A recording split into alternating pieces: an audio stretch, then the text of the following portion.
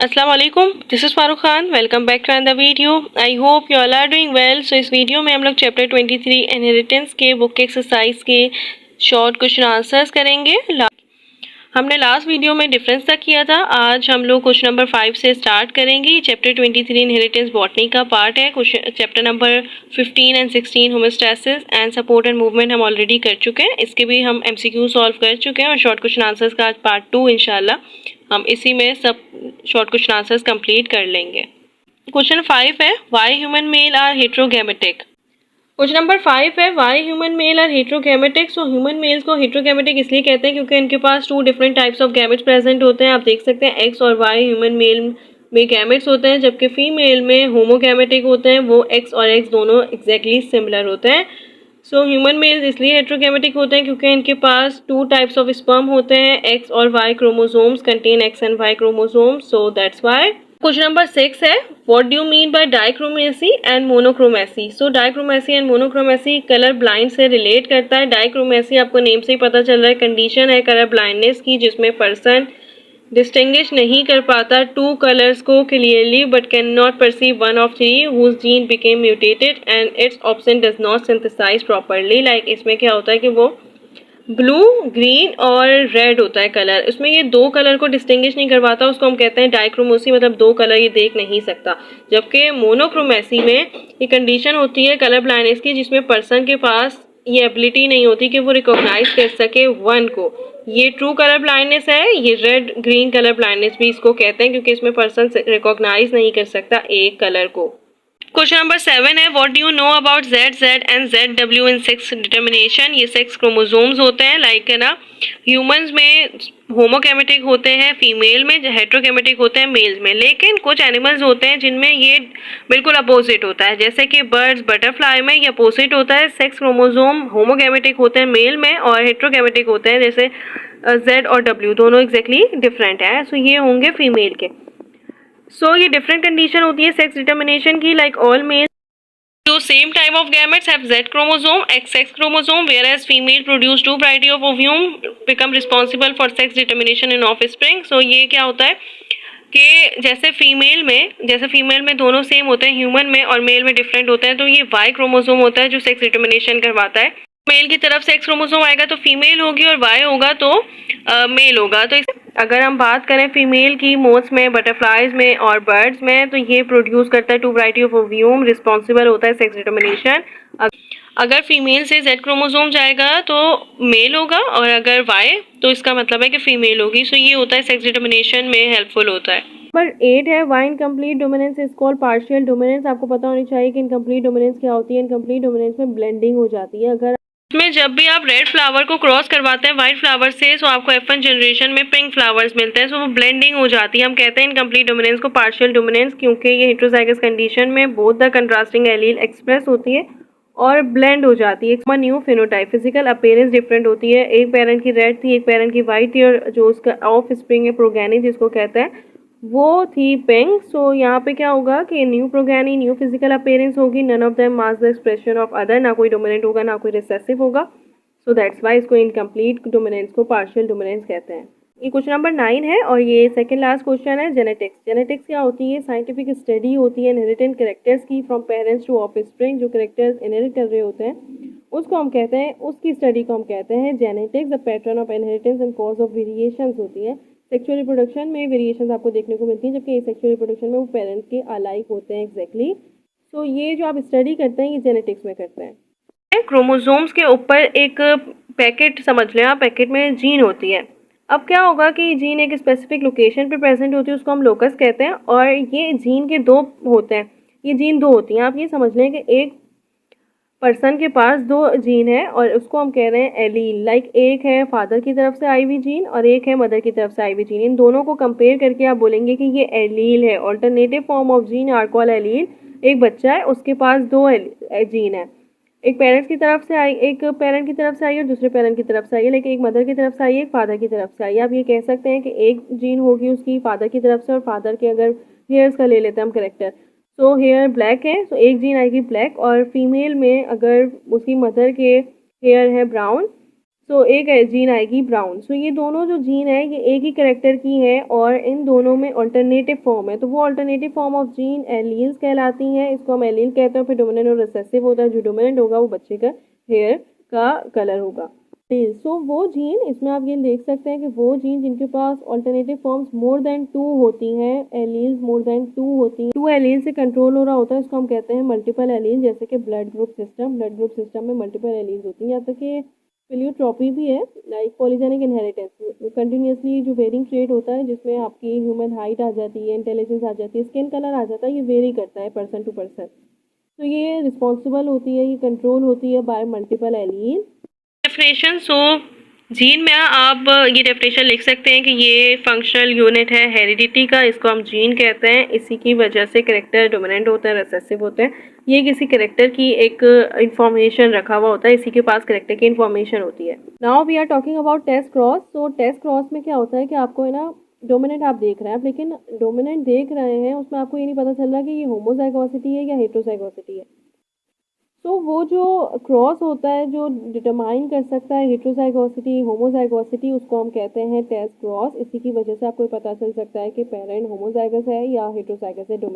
Dominant में हमेशा homozygous और हेटेरोजाइगस होते हैं, जबकि रिसेसिव में आप ये नहीं कह सकते। रिसेसिव में दोनों ही छोटी जीन्स होनी चाहिए, दोनों ही जीन्स रिसेसिव होनी चाहिए। दोनों आप जैसे शो करते हैं ना, तो आप रिसेसिव को हमेशा स्मॉल लेटर से लिखते हैं, तो वो दोनों ही जीन स्मॉल होनी चाहिए, तभी हम कहते हैं रिसेसिव। और इसमें कोई सिर्फ होमोजाइगोसिटी होती है, हेटेरोजाइगोसिटी नहीं होती। जबकि डोमिनेंट में होमो और हेटेरो दोनों होते हैं। जैसे कि आप देख सकते हैं, जैसे कि क्या होता है कि ये डोमिनेंट है तो ये डोमिनेंट हो गया, जबकि ये डोमिनेंट होमोजाइगोसिटी है, जबकि ये डोमिनेंट हेटेरोजाइगोसिटी है। तो इसकी वजह क्या होती है कि ये टेस्ट क्रॉस होता है, इसको डिटरमाइन करने के लिए कि पेरेंट होमोजाइगस डोमिनेंट है या हेटेरोजाइगस डोमिनेंट है, हम टेस्ट क्रॉस करवाते हैं। Cross in which a phenotypically dominant individual is fertilized with a homozygous recessive individual is called a test cross. इसी की वजह से हम डिटर्मिनेशन करते हैं होमोजाइगोसिटी हेटेरोजाइगोसिटी की। इनकम्प्लीट डोमिनेंस, तो वो कंडीशन जिसमें इंडिविजुअल्स में हेटेरोजाइगस कंडीशन में कंट्रास्टिंग एलील एक्सप्रेस होते हैं और ब्लेंड हो जाते हैं, उसको हम कहते हैं इनकम्प्लीट डोमिनेंस। और लाइक इन्हीं को हम कहते हैं कि फॉर्म करता है new phenotype, new physical appearance. ये आप देख सकते हैं heterozygous in which the phenotype individual is intermediate of form of 2 होमोजाइगोट्स। जैसे रेड और स्नैपड्रैगन में रेड और वाइट को फ्लावर को क्रॉस करवाया था तो पिंक फ्लावर आया था F1 जनरेशन में। क्रॉसिंग ओवर, सो क्रॉसिंग ओवर पहले हमने डिफरेंस में भी किया था, उसमें भी डेफिनेशन दिखाई थी। वो process of exchange of chromosomal segments between non sister chromatids of homologous chromosome is called crossing over. Crossing over में हम हमेशा सेगमेंट्स की एक्सचेंज करवाते हैं। इसमें होमोलोगस क्रोमोसोम वो क्रोमोसोम्स होते हैं जिनके पास पेयर्स होते हैं, लाइक ना आप ये कह सकते हैं कि कंट्रास्टिंग पेयर सेम होता है, कैरेक्टर सेम होता है। सो होमोलोगस नॉन सिस्टर क्रोमेटिड्स में ये एक्सचेंज होना चाहिए, उसको हम कहते हैं क्रॉसिंग ओवर। ये मेयोसिस में होती है, इसी की वजह से वेरिएशंस आती हैं।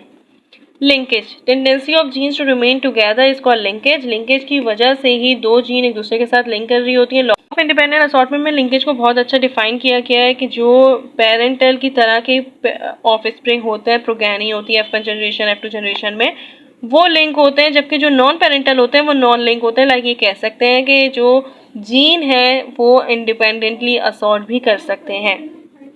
एरिथ्रोब्लास्टोसिस फिटालिस, तो ये मैटरनल फीटल RH इनकम्पैटिबिलिटी है। ये RH इनकम्पैटिबिलिटी प्रॉब्लम है मैटरनल फीटल की। ये जब अकर होता है जब RH नेगेटिव वुमेन मैरी करती है RH पॉजिटिव फादर से। तो RH पॉजिटिव हमेशा डोमिनेंट होता है RH नेगेटिव पे, और उसका जो बेबी होगा जो कंसीव करेगी वो होगा RH पॉजिटिव। अब हम लोगों ने क्वेश्चन नंबर 1 ही पढ़ा था, उसमें मैंने बहुत डिटेल से पढ़ाया था, मैं अभी बता देती हूँ कि असल में क्या होता है कि ना क्या है, RH नेगेटिव होता है ना उसके पास एंटीबॉडीज़ होती हैं, जबकि RH पॉजिटिव होता है उसके ऊपर एंटीजेंस होती हैं। हम ये कह सकते हैं कि जो RH पॉजिटिव है उसके ऊपर एंटीजन होती है। जैसे कि ब्लड ग्रुप आपका A है तो आपके ब्लड के आपके जो, जैसे अगर आपके पास ब्लड ग्रुप A है तो एंटीजन भी A होगी और एंटीबॉडी उसके अपोजिट होगी, B के खिलाफ हो जाएगी। तो इसमें हम ये कहते हैं कि RH पॉजिटिव के पास एंटीजन होती है, जबकि RH नेगेटिव के पास क्या होते हैं, एंटीबॉडीज प्रेजेंट होती हैं। जब भी मदर कंसीव करती है RH पॉजिटिव बेबी को, तो वो फिर एंटीबॉडीज़ जाती हैं और उसके ब्लड सीरम में अटैक कर देती हैं। उसकी वजह से जो बेबी होगा वो एनीमिया को बहुत ज़्यादा सफ़र करता है, लाइक उसमें ना आरबीसीज रेड ब्लड सेल्स को बहुत ख़त्म कर देता है, उसकी वजह से उसके पास ब्लड की डिफिशियंसी हो जाती है। तो अगर बेबी ज़िंदा रह भी जाए तब भी वो बहुत ज़्यादा सफ़र करता है एनीमिया से, या फिर जॉन्डिस भी होता है। सो ये होता है एरिथ्रोब्लास्टोसिस फेटालिस। और इस प्रॉब्लम को ख़त्म करने के लिए प्रेगनेंसी में ही मदर की बॉडी में एंटीसीरम इंजेक्ट कर दिए जाते हैं कि बेबी को वो एंटीबॉडीज़ ना पहुंच सके। अब है कैरियोटाइप। कैरियोटाइप होता है particular array of chromosomes, arrangement chromosomes की होती है, उसमें हम देख रहे होते हैं। इसी की वजह से हमें पता चलता है कि बेबी में, किसी भी पर्सन में क्रोमोसोम्स में क्या प्रॉब्लम है, किस पेयर में कौन सी प्रॉब्लम है, उसी की वजह से तो बीमारियां पता चलती हैं। आगे आप पढ़ेंगे ना तो आपको पता चलेगा कौन से क्रोमोसोम्स की कौन सी बीमारी, जैसे डाउन सिंड्रोम है। सो ये वो प्रॉब्लम्स को स्टडी करने के लिए कैरियोटाइप होता है। ये पर्टिकुलर एरी होती है क्रोमोसोम्स का that an individual possess is called its karyotype. Now we are talking about isoagglutinogen. ये एंटीजन होती है, अदर नेम इसका एंटीजन है, ये आपको कंफ्यूज करने के लिए दिया हुआ है। हम इसमें ये कह सकते हैं कि स्टैंड करता है आई। जब भी एलील ए लाइक ना ये स्टैंड करता है आई से, ये मैं आपको ऐसे बता देती हूँ। आई के ऊपर अगर आपके पास एलील ए है तो ये फिर एंटीजन ए को प्रोड्यूस करेगा, इसके ऊपर बी है तो वो एंटीजन बी को प्रोड्यूस करेगा, और कोई भी एंटीजन नहीं है तो वो फिर आई ही हमारे पास सिर्फ होगा। और वो फिर किस लिए एलील होती है, ये ओ के लिए होती है। हम कहते हैं ना कि जब दो आई छोटे आई होंगे तो वो फिर ओ ब्लड ग्रुप होगा, क्योंकि इसमें कोई भी एंटीजन नहीं है। तो ये वो डेफिनेशन इसकी हम ये कहेंगे, the antigen which are capable of causing and the production of isoagglutinin, उसको हम कहते हैं आइसोएग्लूटिनोजेन। और ये एंटीजन ही होती है, ये आगे प्रोड्यूस करती है ब्लड ग्रुप को। हमारे पास नेक्स्ट डेफिनेशन है प्रोटैनोपिया। ये डेफिनेशन में अब ये पढ़ते हैं कि ये कलर ब्लाइंडनेस की ही एक टाइप है। हम ये कह सकते हैं कि ये रेड ब्लाइंडनेस होती है, रेड कलर ब्लाइंडनेस होती है, डाइक्रोमेसी में आती है। डाइक्रोमेसी वो कंडीशन होती है जिसमें कलर ब्लाइंडनेस में पर्सन डिस्टिंग्विश नहीं कर सकता दो कलर को, डाई मतलब दो।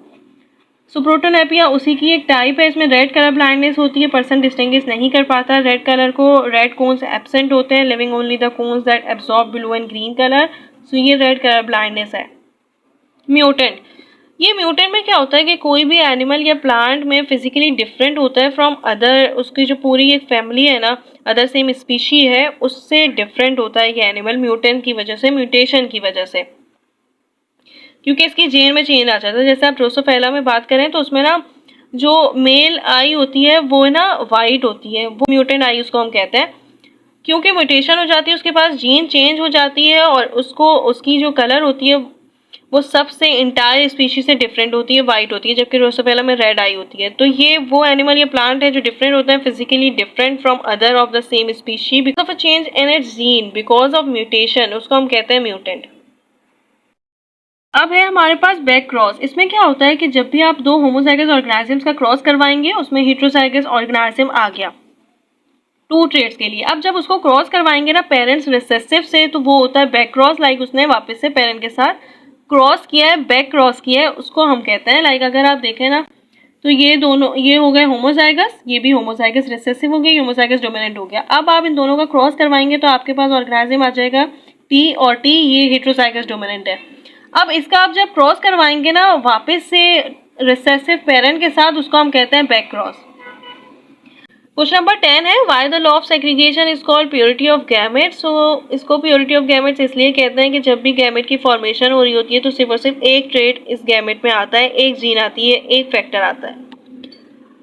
एक ऑर्गेनिजम्स के पास एक फैक्टर के लिए, एक करैक्टर के लिए दो जीन होती हैं, लेकिन जब गैमेट की फॉर्मेशन हो रही होती है ना तो सेग्रीगेट कर जाते हैं, ये एक दूसरे से ज्वाइन नहीं रहते, एक दूसरे से अलग हो जाते हैं, सेग्रीगेट हो जाते हैं। इसका ये मतलब होता है कि ये सेग्रीगेट हो गया और फॉर्मेशन ऑफ गैमेट्स में सिर्फ और सिर्फ एक ट्रेट आएगा, दोनों अलग अलग पैकेट में आ गए। इसकी वजह से हम ये कहते हैं कि ये प्योरिटी ऑफ गैमेट्स है, क्योंकि इसने गैमेट्स को प्योर कर दिया, इसने गैमेट्स को अलग अलग कर दिया, सेग्रीगेट कर दिया, फॉर्मेशन ऑफ गैमेट्स प्योर हुई है। हर एक गैमेट के पास सिर्फ और सिर्फ एक जीन है एक कैरेक्टर के लिए, तो इसलिए इसको कहते हैं purity of gametes. I hope आप लोगों को समझ आ गया होगा। सो दैट्स इट, हमारे शॉर्ट क्वेश्चन आंसर्स हो चुके हैं, इंशाल्लाह हम लॉन्ग क्वेश्चन भी करेंगे। All the best to all of you, अल्लाह हाफिज़।